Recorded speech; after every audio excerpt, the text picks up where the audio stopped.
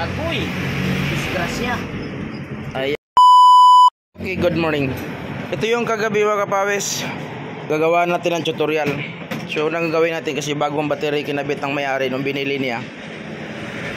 Gumana. So, pagana, pakinggan muna natin yung unang gagawin natin. Pakinggan natin yung fuel pump. Huwag dyan mo. Hindi tumunog yung fuel. Yung fuel pump hindi tumunog. Wala talaga. Yan na yan. Tanggalin mga to. Dito ka sa kabila.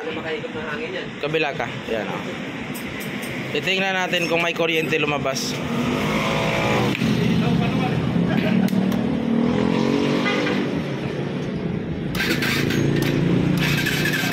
Walang kuryente.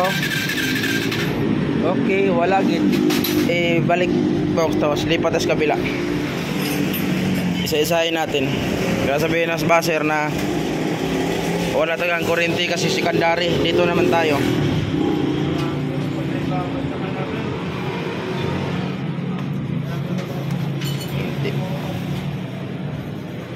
Tingnan natin. Isa-isahin natin yung pag-trouble. Okay. Meron. Ha? Meron. Mayroon? Oh, mayroon mahina. Okay. Ang problema lang kaya hindi gumana yung fuel pump. Tapos tangke, tanggal. Upuan tangke. Tapos dito, babaklasin natin. Unahin muna natin to. Kailangan natin pagganahin yung ito. Sobrang nilagyan niya ng gasolina. Ang problema na puro kalawang. Ang dami pa naman gasolina nilagay niya. Ayan o. Maraming gasolina, ang problema lang puro kalawang. Oh, halos mapuno. Ito tinanggal natin battery, tapos pag nagtanggal kayo ng tangke, dalawa kasi diretsuhan na. Tornilyo 12, tapos dito may G sa gilid. Dito sa kabila may G, may 12 dito. Ano naman, pag iangat lang yung tangke mga kapawis, ang disconnect lang natin ito. So, pakinggan natin ulit yung fuel pump kung gumana. I-on mo susi yan. Hindi talaga gumana yung oil pump, yung fuel pump. Okay, disconnect natin to. Mayroon mang piso.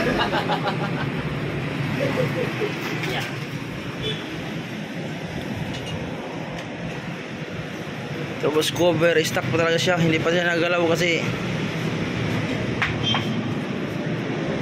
ito yung cover niya, protection sa init. Okay. Tanggalin mo tong bone throttle body yan.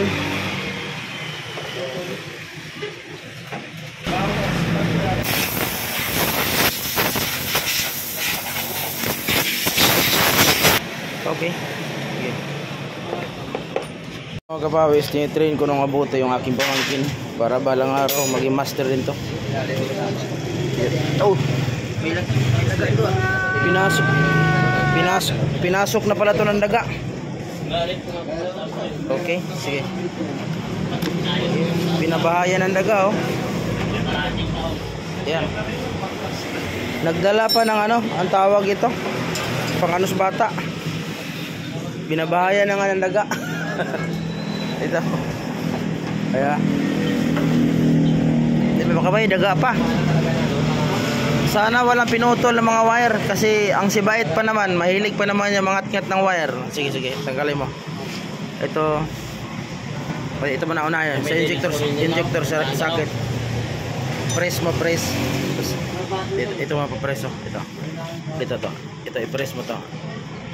Press, ila. Okay? Ila. Tapos dito naman iurong mo naman to. Okay? Pagkatapos ito naman disconnect ito. I-disconnect mo yan.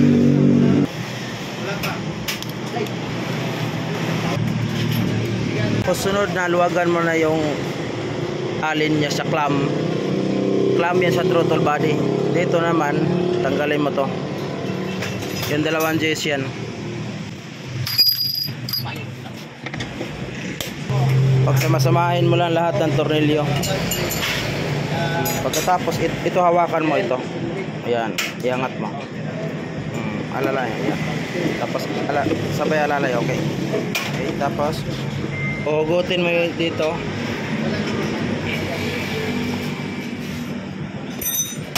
Uy, may langis. Pinasok ng langis yung air cleaner box. Okay, sabay angat. Okay, unahin mo alis yung air cleaner box. Ayos. Sobrang dumi na. Okay. Pagkatapos yan, i-disconnect ko muna to. Throttle cable. Yung lock niya na kuan, rubber. Ayan, okay. Okay.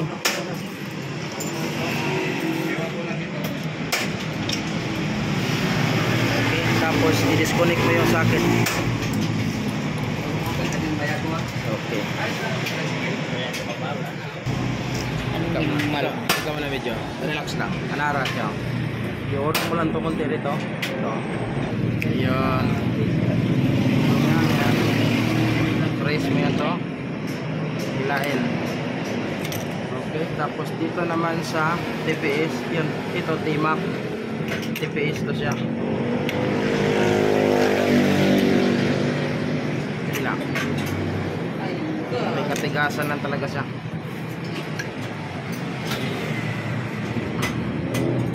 Ang orang pang sikwan, sakit sa daliri.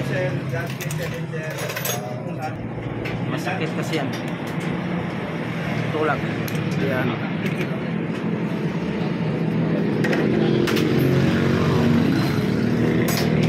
Ang manood dito mga kapas, may hilo-hilo. So cleaning natin na to, i-cleaning. Tapos dito naman linisin natin yung intake pipe niya. Okay, unahin mo ito. Ayaw doon mo na tangke. Yung tangke unahin mo, ako na bahala nito. 2 taon. Tapos binili niya, una sabi 40, bro. Kung mahal mo 40 bili, 30 lang daw. Ang mayari nito nasa ibang bansa, asawa lang papandar, tinamad na siguro papandar, pinabayaan na lang sa garahe, pinahaya, nagdaga. Nalaman tong andar nito kung sariwa ba yung andar o maganda ba.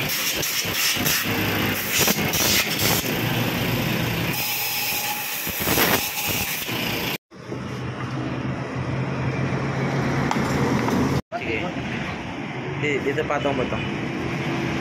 Ayan, ano ba? Ganyan mo na. O yan. Okay, tanggalin mo to. Kailangan makalas natin to. Op, dandahan.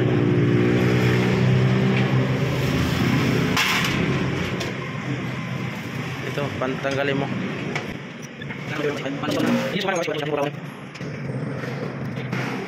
Maho. Okay, dandahanin mo. Hindi, angat mo, angat. Pera o kahon. Oh no! Agoy! Disgrasya. Kaya ayaw gumana. Tingnan mo yung barado na. So, try natin. So, 6,600 to.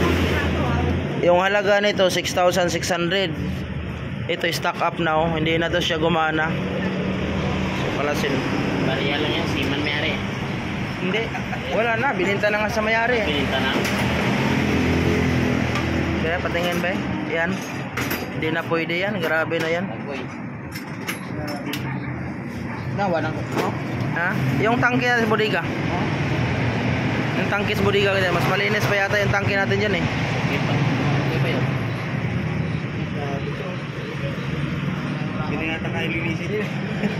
Susubukan natin i-cleaning kasi mahal to, bangko nga na puro na. Dalawang palinis na lang yan. Ha? Wala na. Huwag na yan, magsayang ka gasolina yan. Kunin mo lang yung tangke sa bodega, alam naman ang mayari, sinabi ko naman. Wow! May nagpresenta ganyan, yung i-upload ko kabi na i-presenta. Antipolo, ang cleaning 1.5. Dun sa vlog 1.5. Eh ito na lang 1.5 dyan.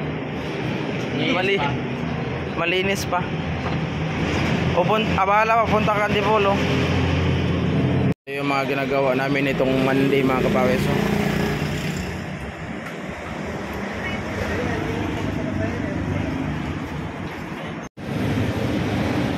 Umpisahan na natin.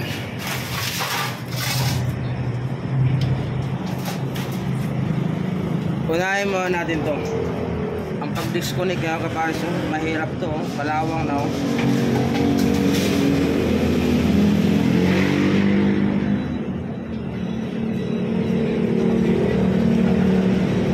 Bugahan mo natin para lumipad yung dumi. Yung kalas.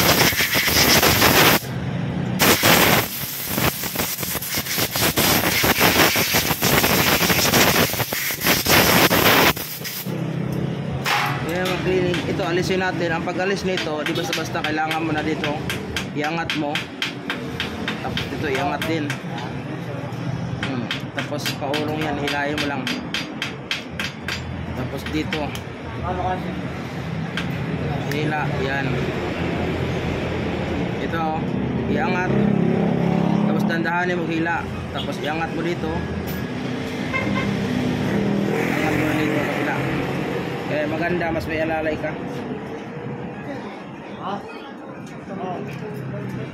Okay. Pag naangat mo yan, huwag mo ituloy mo na. Tapos hawakan mo dito. Kailangan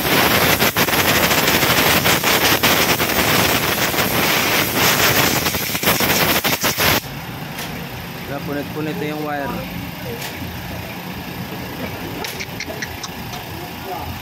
Hindi ka na video mo. Ay. Wala na.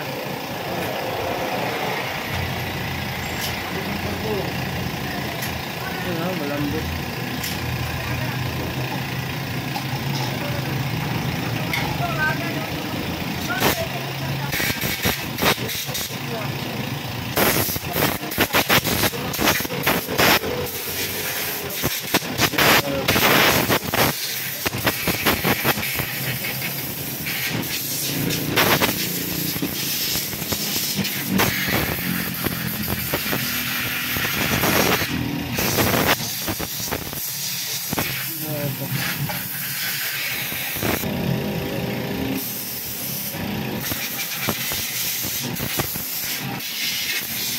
Mabuhay pa kaya to?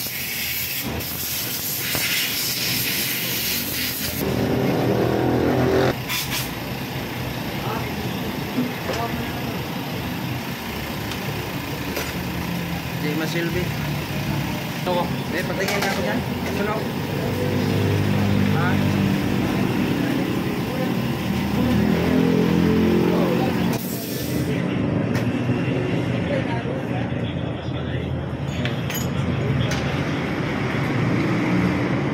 Sunog.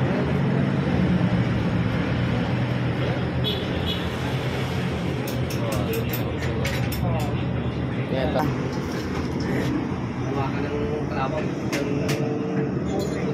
Nabulok.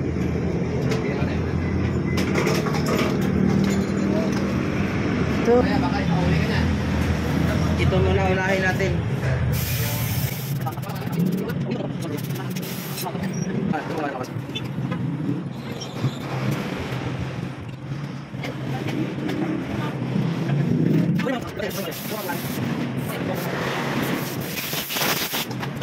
I-connect mo nga sa kabila yan. Wala na dyan mo. Hindi na talaga umiikot. Lapit na. Guys, magdesisyon na tayo. Hindi na talaga kaya. Kahit anong repair mo. Wala nang imik yung kuan. Yung motor niya. Hindi na talaga. Kahit ang linis natin. Ginamitan WD-40. Cleaning natin. Tapos check natin diyan sa battery, wala na. Di talaga umikot. Natutulog na talaga siya ng tuluyan. Kita nyo naman. So kailangan natin ipagbigay alam doon sa may-ari. Dito walang problema sa throttle body niya, mga ganito. Walang problema yan. Ito sa injector niya, oh.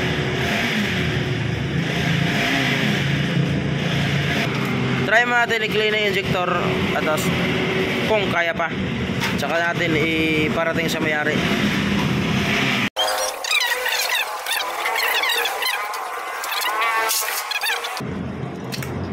Yan, nahila. So tingnan natin, pagkahila nito, i-disconnect mo dito. Yan, i-disconnect na. Tapos hilahin natin pa hose. Kung ano ulit, palitan natin yan. Ito lang. Yan.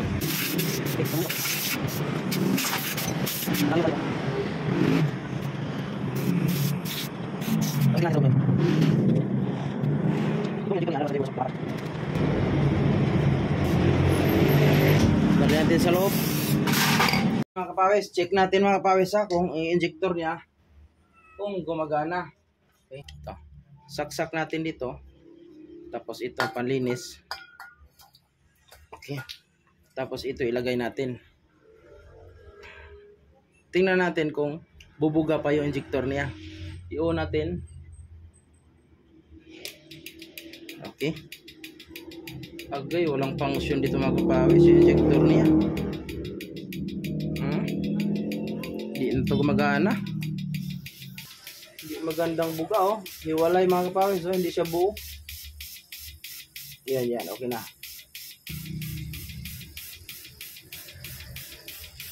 So, retry muna natin to siya. Okay, nakita niyo mga kapawis, yun yung ano natin, decision natin, kailangan natin maayos at saka pinagbigay alam natin sa may-ari. Kasi yung fuel pump sa tangke walang problema kasi mayroon akong parts out na 1.5 lang yung tangke, malinis naman yung mga parts out ko dati na NS160. Tapos yung fuel pump kasi medyo mahal, 6,000 plus. Tapos yung injector palitan na lang natin para sigurado tayo na walang magiging problema pagbalik. So bukod doon may mga filter pa, fuel filter, air filter at saka yung hose, fuel hose. Okay, abang-abang na lang sa sunod at least alam nyo na kung paano hakbang ginawa natin step by step para malaman natin yung problema. Okay? Sana mayroon kayo natutunan sa ating mayroon kayo natutunan sa ating kunting tutorial. Okay, peace out.